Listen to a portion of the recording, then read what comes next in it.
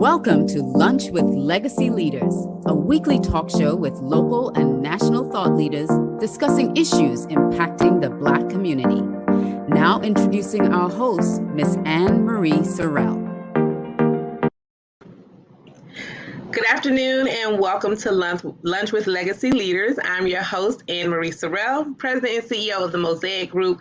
Thank you so much for taking time out of your schedule to join us for this broadcast. But before we get started, I want to thank our sponsors for making the broadcast possible.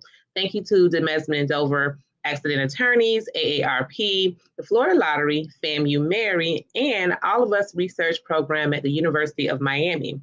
Today, I am super excited. Y'all know I'm always excited, but I'm super excited because I'm joined by a young lady who just literally won her elected seat. And we're going to talk more about that because I'll tell you, Black women are doing the thing out here in politics right now. So I am joined by Ashley Gantt, who is newly elected state representative for House District 109. Welcome, Ashley. Thank you. Thank you so much. It's a pleasure to be here. Awesome. Well, before we get started, I'm going to formally introduce you to our audience by just briefly going through your bio, and then we're going to get right into our discussion. Okay. So Ashley was born and raised in Miami, Florida. She graduated from the University of Florida in 2007 with a Bachelor's of Arts in English. Ms. Gantt was a 2007 Teacher for America Mississippi Delta Corps member and taught in Miami-Dade County Public Schools as a middle and high school teacher for 7 years before going to law school. In 2016, Ms. Gantt graduated from NSU Shepherd Broad College of Law. Upon being admitted to the Florida Bar, Ms. Gantt became a Broward County Assistant Public Defender in 2016, where she advocated for the citizens of Broward County for over 2 years. In 2021, Ashley pivoted from working at a large firm to opening her own law firm, Gantt Legacy Law, I love that name, PA. She specializes in criminal defense, estate planning, and probate, and personal injury. Various life experiences influence her areas of specialization and continue to fuel her ambition and drive as a practitioner. Ms. Gantt continues to be active in her community by serving on the executive board of the T.J. Reddick Bar Association. Additionally, Ms. Gantt is a board member for the Gwen S. Cherry Black Women Lawyers Association and a fellow of the Florida Bar W.M. Reese Smith Jr., I'm sure you correct me on that, Leadership Academy for Class 7. Ms. Gantt is a member of Alpha Kappa Alpha Sorority Incorporated and the University of Florida Association of Black Alumni South Florida Chapter. Ashley's commitment to her community has led her to run and win, might I add, state representative for House District 109. Welcome again, Ashley. Thank you. So let's kind of dive into it. I mean, I read your bio, but you went from teacher to attorney to now an elected state representative. Let's talk about that journey. What was your mindset? What made you want to even do all of those different things along the way? Okay, so I actually have always wanted to be an attorney. It's really cliche, but I wanted to be an attorney since I was 9 years old, probably before that, if you ask my mom. And so I always knew that going to law school would be on my path. But teaching, however, was not. So I went to the University of Florida, go Gators, and I was very involved in the Black Student Union. My senior year, I was actually vice president. And I was invited to an info session with Teach for America, which sends college graduates to different areas around the country to serve a 2-year national community service commitment in a very needed area of the particular county or the particular part of the state. So I went to this info session and I was just like, oh, this sounds really cool. And I rationalized it by saying law school isn't going anywhere. So I said, okay, I can do a 2-year deviation from going to law school. I'll be fine. 2 years turned into 7 years because I fell in love with teaching. I fell in love with my students. And so I did my 2-year commitment in Mississippi, and then I came back home. And when I came back home, I taught at my alma mater, Miami Carroll City Senior High School, go Chiefs. And then I taught at Alapata Middle School. And I came to a crossroads in my life, and I was just like, well, I'm really good at this teaching thing. Am I going to pursue administration, or am I going to, keep my promise to myself and go to law school? I decided to go to law school because that's always what I wanted to do. And so that's how I pivoted from teaching to becoming an attorney. And then early on in my career, actually, my very first judge as a public defender, he is a former representative for the state of Florida. And he was like, you should run. And I was like, run for what, Judge? He was like, you should run for a state rep. I think you'd be good. I was like, Judge, I got a lot of the opinions that that people might not really care for. He was like, that's why we need you in Tallahassee. I'm like, no, I'm good. I'm serving my community, involved with various organizations. I like my anonymity. I'm good. And also involved in that was fear, right? No one in my family had ever, at that point, early on in my career, nobody in my family had run for office yet. And then, I was just like, nah, like it's not for me. Fast forward, I was inspired by my cousin Cedric McMinn. He actually ran for the same seat. And I was still like, I don't know, like it's a lot. I don't know if I'm capable of it. And then in 2022, when I saw all the disenfranchising laws that were being passed and would eventually become law in Florida, and then I saw the votes of the former representative, I was just like, I'm a doer. I do stuff. And when I see problems, that's part of my personality. Like, I'm solution oriented. And so I was like, all right, I'm gonna run. And it was no planned action. It was just, I saw the need. And here I am, thankful, so grateful, so thankful as the state representative elect for the district that I grew up in.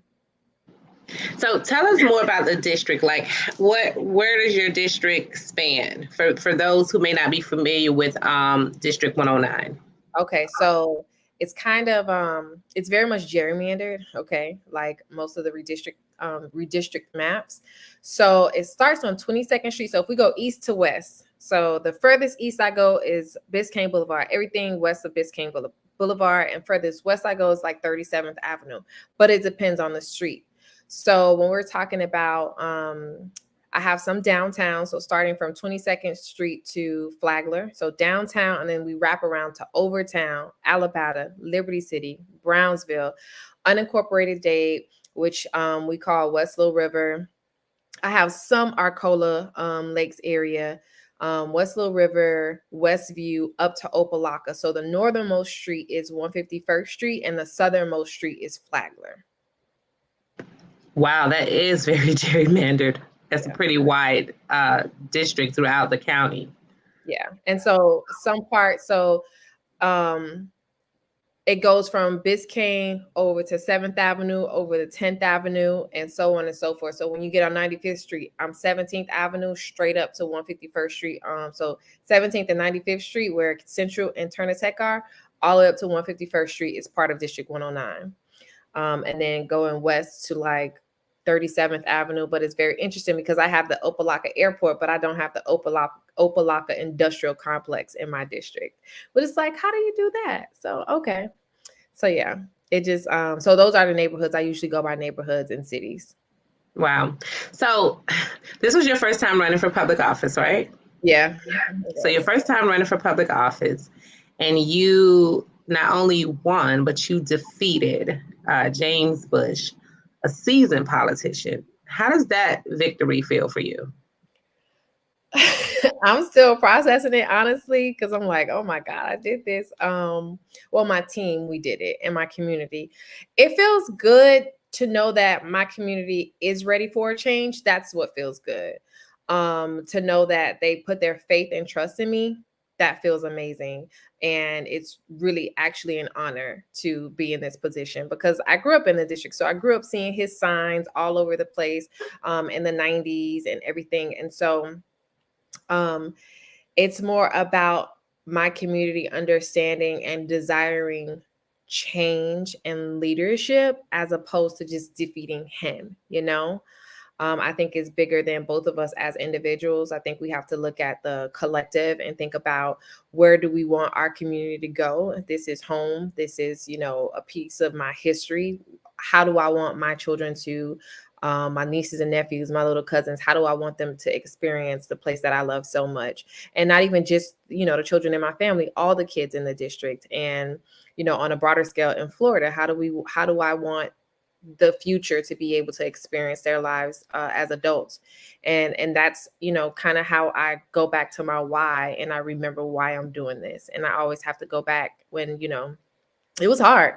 It was extremely hard. And so on those days where my anxiety was through the roof, and I wanted to cry my eyes out, but I kept pushing through, I had to go back to my why. So it feels great. Well, that's amazing, Ashley, and a big congratulations to you.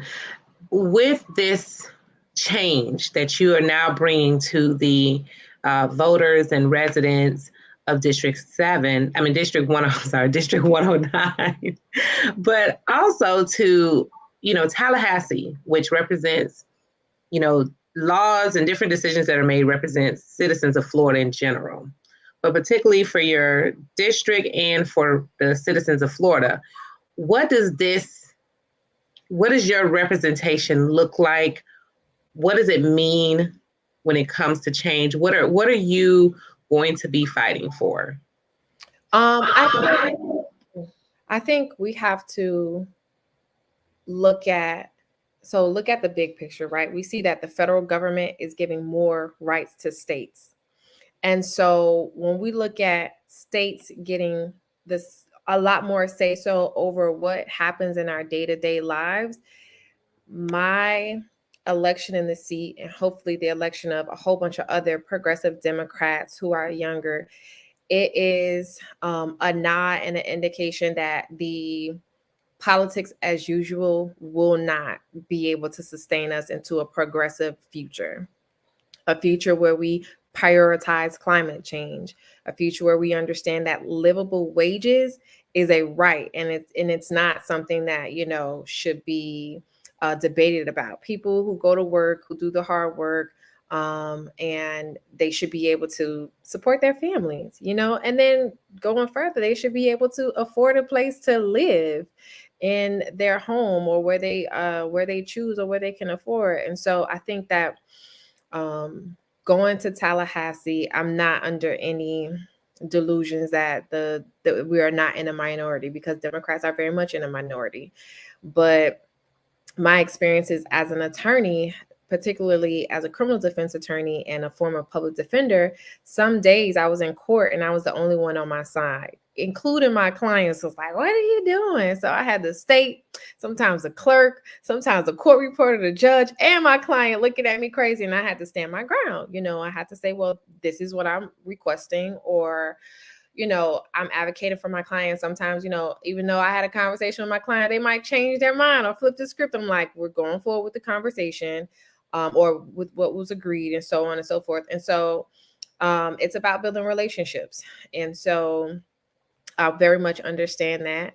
I look forward to building relationships, getting things done, which I am accustomed to in my practice, while not compromising the integrity of, first of all, myself, my community, and making sure that it's the long game, like setting us up for the future, setting our future up to have a future where they can do and be anything that they want. So I am hopeful that, it is an indication that there is a tide turning in Florida, where disenfranchisement and culture wars and media taglines are not the norm anymore. That's great. Well, you definitely have a fight. You and the other representatives and state senators, particularly on the Democratic side, definitely have your hands full.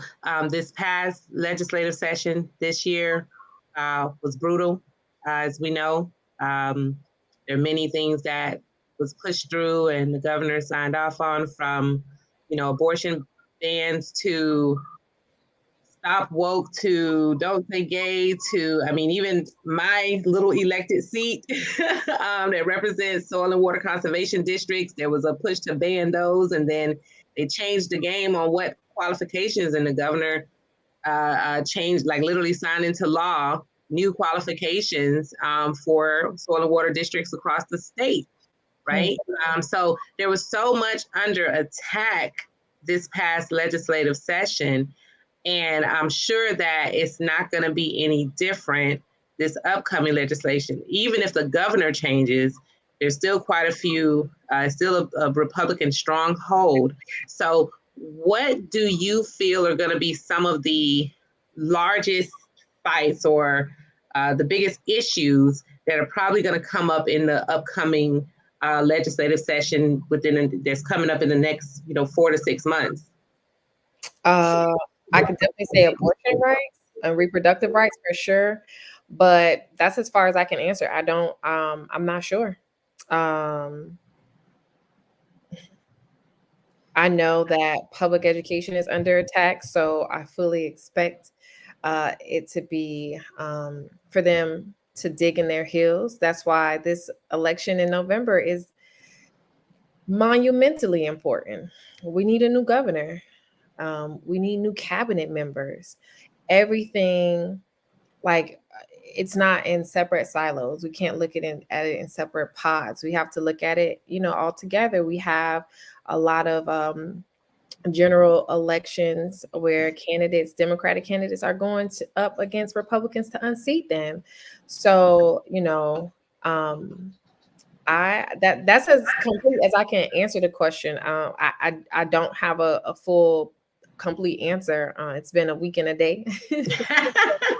Well, no, of course. I mean, I don't expect you to have a full answer, but just what you may be anticipating. Which you mentioned some of it, and we don't know how the tides are going to turn, but I do know that they're always planning and different laws that are going to be petitioned to either be changed, or new laws that will be petitioned to go into effect. So, and I know they're not always favorable. So, especially after the elections, I'm sure there are probably going to be more voter laws that are going to be, passed, and so I think you're definitely going to have a challenge from what we've seen in the past. Now, I want to ask you, when we talk about 3 Black women have won statewide Democratic nominations. That's moving forward on the ballot for November. And here you are, you've won your election. So my first question is, what does this say about the future of politics and Black women? Well, I think that, how people always say Black women gonna save us and never give us the credit after, or give us our due justice in form of policy and legislation. Well, I think that that's going to change. Black women, we have always been in the paint, so to speak, right? And I know I was personally tired of being the representative consciousness of the country without actions that align with that. So without pay equity, without providing qualitative quantity healthcare for Black women when it comes to reproductive rights and maternity and everything like that. So I think that we will see some tangible changes all around that reflect what this country purports itself to stand for, with these amazing and dynamic Black women on the ballot. Because we got to get out and vote for Val Demings. Like, we have to. She'll be the first Black woman senator in the state of Florida. Yes. And that is monumental, not only just for, the fact that we will be able to get legislation passed federally, but just what it represents for even for women like me. Like, like there's no limit. And when we think about every space that I've entered, with the exception of being a teacher, because we know that traditionally, like, Black women teachers of old were, pillars in our community and continue to be. But like, even in the spaces in my legal career, I wasn't contemplated to be in any of those spaces. So on a cultural level, it means that we are taking up the space that we are supposed to take up without being apologetic about it and without having to fit into any tropes. And if they do want to assign us a trope, okay, we still getting the job done. Like, you can't control what everybody thinks of you. So I think that is a signal that as the country continues to brown, that equality, equity will be on the table for all people, and not, some people and some people's others in just word, but it will actually be able to be on the table in deed and action. So I'm very hopeful and excited, and yeah, we just got to show up. I want to expound on that a little bit. So I had an interview yesterday with a reporter, and a point that I made was the largest block of voters are non-voters. So we need to engage them. We need to empower them so that they can come out and actually show up. And people need to understand that apathy is dangerous and deadly. And we see what apathy has gotten us now. Andrew Gillum lost by 30,000 votes. We could have done that. We could have, sent out text messages, made sure people voted like within our network, and we could have gotten over the line. And the last some odd years would have been totally different in Florida. So we just have to engage and empower and like take it as a personal responsibility to make sure that our friends and family and everything, they get out and vote blue, not just vote, but vote blue. Absolutely. I agree. Not, let me just put that disclaimer out there. Legacy does not endorse any particular candidate or political party. But Anne-Marie personally agrees with your statement. Everything before when I said vote blue, she agrees with. The vote blue is all right. No. So, but I want to kind of expand that question, but on a progressive side. Because, just like on the Republican Party, there's a split where you had your more moderate traditional Republicans, and now you have, I don't even know what to call this new T/Trump Republican Party. But then on the Democratic side, you have what your quote unquote traditional Democrats, but then now you have a more progressive part of the Democratic Party, which you represent, I assume, because you mentioned being a progressive. So and progressives are younger, more unapologetic, and just really out here getting things moving and done. So what does that tug of war kind of look like, within the party, but then up against your new Republicans, so to speak, and new Democrats that are progressive? What is that dynamic? How does that dynamic continue to play out from your perspective? And I know I just said a whole mouthful. Like I don't. I think it's a matter of when it comes to blue Democrats versus Republicans. It's a matter of regression and versus progression.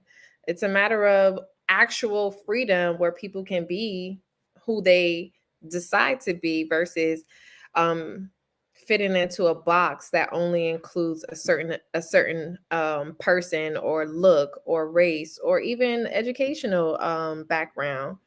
And when it comes to like within the party, I mean, a lot of progressives are younger, and I'm a true millennial. And so when I think about my adulthood, We had 9/11 when I was in high school. We had the market crash, the housing crisis. We have mounting and like just suffocating student loan debt. We have the pandemic. It's like so many things that have happened during our adulthood. And it's like we have no option but to advocate for ourselves because we've had to continuously overcome and adapt and pivot to all of these things that have happened during our lifetime. And the oldest millennial is 41. And so, just thinking about all of our experiences that we've had, like when we think that we're being progressive, are we being that progressive, or are we adapting and changing to what we've had to adapt and to change to? And like you can't buy a house for $75,000 anymore. So we have to adjust this system that was in place when homes were $75,000 and you only needed a high school diploma to get a really good paying job with a pension. Like that's not our reality anymore. And so I don't know if it's, like a true progressive stance or just we have to move with what we've been faced with in our adulthood and what the system is doing. So either we're going to update the system, which means updating the minimum wage, updating healthcare, updating educational standards, and everything in totality. And that's what we're advocating for. And it's really crazy to me to think that I am labeled a progressive because I want women to be able to control their bodies. It's like, are we that progressive? Like, are we, or are we just saying that enough is enough of the limitations, the disenfranchisement, the exclusion and the discrimination? Because that's honestly what it is. If you look at historically about home ownership with Black people, the federal government itself, there are books, studies, articles, everything that you can get your hands on. We have the internet. Everybody and anybody can access it. The library has free books and audiobooks. If you don't want to pick up a book, you can listen to the book. And it gives you all this information and gives you the history of how the federal government disenfranchised Black people from being able to own a home. And we're still dealing with those impacts and effects of that. So I hope I answered your question. No, you did. You gave a really good perspective. And I think that's so important because some people are stuck in doing things the way it's always been done. This is how we've always won elections. This is how these are the issues we've always talked about. And for, like you said, I'm on the end of the millennial. It's, we have gone through these different things in life and they have impacted us differently where we all, we've had to adjust and adapt, and you can't keep doing business as usual. So I think that was a good perspective into someone who may be listening who doesn't understand what the term, and maybe it shouldn't be the term progressive, right? But the term that has been labeled for persons who think like yourself, Ashley. So I think it's good to hear the perspective. At the end of the day, I think we all, as most humans, want the same things, but we just look at how we go about getting it in a different way. So with that being said, what advice can you share, or would you like to share, for Black women and girls, young girls out there that see you in this role, or that's going to see you in this new role, as well as other Black women that are blazing the trails right now? Oh, one of my personal heroes is Harriet Tubman. That woman was bad. Okay, like just think about it. She was amazing. I doubt that she never had moments of fear. I doubt that she never had moments of doubt. I doubt that people told her not, like, no, that's not for you. I doubt that she never felt or questioned herself when she entered into different spaces that literally it was probably illegal for her to enter, So I say there is no wait your turn. If these people think that they can capitalize on our labor and our moral compass that we somehow are the only ones that always have, when it comes to voting and other things, like, then you own that space and you step into that space confidently. And when I say confidently, that can include being scared, your voice shaking, questions of doubt, and everything else, because anxiety, I've experienced all of that throughout this process. I love Brene Brown's work.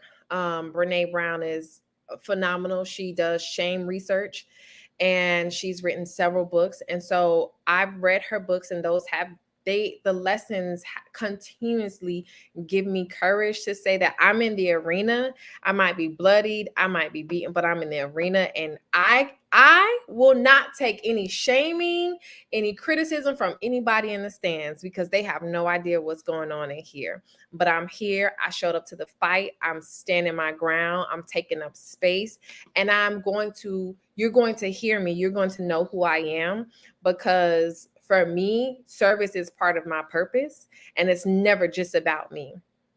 I gave up my anonymity. I gave up my status as a private citizen. I'm now a public figure. And so that's a lot to give up. And for it to just be about me or vanity, that doesn't make any sense to me, because I like going to Target, with my hair not done or with some sweats and some flip-flops, like I liked, going out however I wanted to look, and nobody questioning or scrutinizing me or saying, oh, that's this person. But I know that it's bigger than me. And so whatever it is, if it's a new job, if it's a new business, like I started my law firm, and this has been a challenging experience. And to have a new business and running for office, by the grace of God, I'm here. And some support from some strategic people, some people that definitely love me, because I honestly don't know how I did it, but I did it, and I'm here. And it's not going to be easy sometimes. You are going to cry. You are going to have anxiety, but you got to, if this is for you and you evaluate if this something is truly for you, you can do it. Like, everything that I learned, experience has become part of my lesson for whatever is next for me. And so just own it and know that you are there for a reason. And the way that things align for me with this campaign, I know that it is only divine alignment, only. And so, my advice would be, you are one of one. This world will never see you again, and has never seen you, and will never see you again. So embrace your beautiful uniqueness and give the world whatever unique creativity and purpose that you are here for, because nobody can ever do it like you. So that's my advice. Well, listen, I love your advice. You said a whole word. Definitely inspired me this morning. Thank you or this afternoon. Thank you for this inspiration that you've shared with me. And I hope those who are listening will take that same inspiration. You're one of one. I love that. Like, so Ashley, before we, and let me backtrack, State Representative Gantt. Is there anything else that you would like to share with our audience before we close out? Yes. Time to register to vote is, I think, October 11th, but I know it's October. So we have at least a month. If you know anybody who has a felony conviction, they are not on probation, but they have fees and fines, they can contact the Florida Restoration of Rights Coalition. I don't work for Florida Restoration of Rights Coalition. I just love the work that they do. They will help you pay your fines so that they can register to vote. If they don't have any fines or fees outstanding, they can register to vote. There are some convictions that exempt you from being able to get your right to vote back. And you can double check that online, or you can even call the supervisor of elections and just double check it, because DeSantis is over here trying to, his agency was responsible for giving people the right to vote when they weren't supposed to be able to give it based on their charges. But anyway, we have to engage. We got to vote. It is a life and death situation. And every election really is, because we have to keep people accountable who are supposed to be serving us. So get out there. If you can donate $5 or $10 to a candidate, please. Every single cent helps.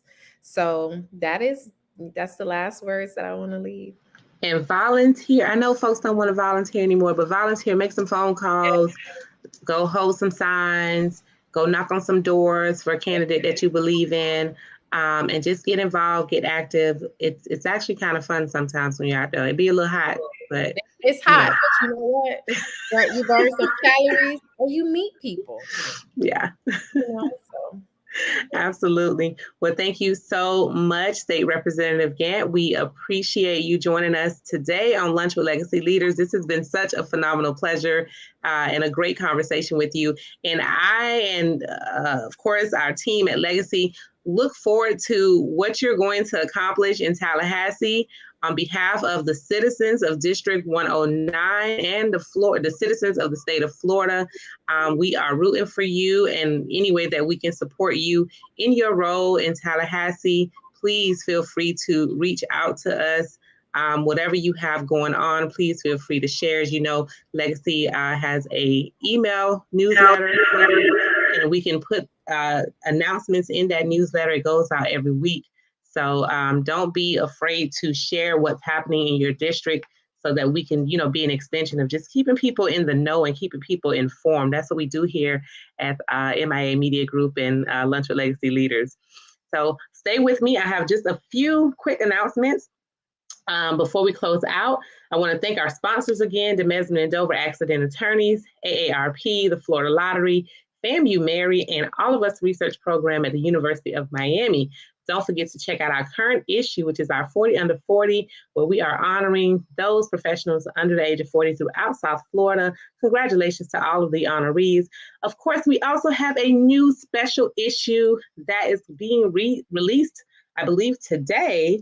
It's the Orange Blossom Classic issue for those who did not go last year. Well, don't be afraid. You can come this year, which is this weekend, the Orange Blossom Classic, which will take place at Hard Rock Stadium.